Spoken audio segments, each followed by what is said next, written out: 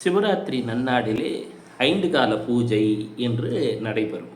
5 எழுத்து. நம சிவாய. அதேபோல உடம்பிலும் நமக்கு 5 வித கோஷங்கள் உண்டு. ஒன்று அன்னமய கோஷம், சாப்பிட்றோம். அப்புறம் 2வது பிராணமய கோஷம், மூச்சு விடுகிறோம். 3வது என்று சொல்லக்கூடியது மனோமய கோஷம், நமக்கு மனசுன்னு ஒன்று இயங்குது. விஞ்ஞானமய கோஷம், அதாவது நம்ம இன்டலெக்ட் புத்தின்னு ஒன்று வேலை செய்யுது. இதை தாண்டி ஆனந்தமய கோஷம் என்ற ஒரு அருள் வெள்ளம் நம்மை இயக்கி கொண்டிருக்கிறது. இந்த 5ம் இயங்கணும். ஏதோ இதில் சில சமயங்களிலே ஒரு நிறைகுறைகள் வரலாம். பஞ்சபூதங்களும் இருக்கிறது.